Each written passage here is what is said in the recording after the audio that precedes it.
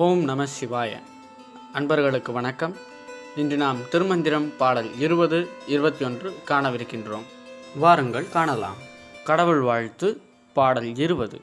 முடிவும் பிறப்பும் முன்னே படைத்த அடிகள் உறையும் அறநெறி நாடில் இடியும் முழக்கமும் ஈசன் உருவம் கடிமலர் குன்றம் மலை அதுதானே. பாடலின் பொருள்: கடிமலர் என்றால் பிரகாசமான கண்கள், அடிகள் என்றால் கடவுள் அல்லது தலைவன், இடி என்றால் ஒளி, அதாவது சீவர்களின் பிறப்பையும் இறப்பையும் அவர்கள் கருவில் தோன்றும் முன்பே தீர்மானித்தவன் சிவன். அவன் இருக்குமிடம் எதுவெனில் கண்களுக்கு மேலே உள்ள சிரசாகும். அவனது வடிவம் ஒளியும் ஒளியும் ஆகும் என்பதே இப்பாடலின் பொருள். இங்கே மலை என்று குறிப்பிடப்பட்டது சிரசு பகுதி. இவற்றையே இப்பாடலின் மூலம் நமக்கு திருமூலர் அவர்கள் கூறுகின்றார். அடுத்ததாக பாடல் 21. ஈடேறும் வழி.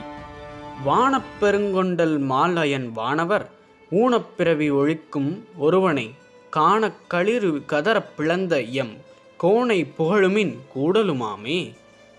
அதாவது, கொண்டல் என்றால் மேகம், களிறு என்றால் யானை, கோன் என்றால் இறைவன், கூடல் என்றால் சேதல். பாடலின் பொருள்: கார்மேக மன்னனாகிய திருமால், நான்முகன், தேவர்கள் இவர்கள் மூவரிடம் உள்ள குற்றம் குறைகளை நீக்குபவன் சிவன். அகந்தை மிக்க காட்டு யானை அலறும்படி பிளந்தவன். இத்தகைய எப்பொருட்டும் இறைவனான சிவபெருமானை வணங்கி போற்றுங்கள், அவனை அடைந்து ஈடேறுங்கள் என்கிறார் சித்த திருமூலர் அவர்கள். இத்துடன் இந்த பதிவு நிறைவடைந்தது. மீண்டும் வேறொரு பதிவில் சந்திப்போம். நன்றி, வணக்கம்.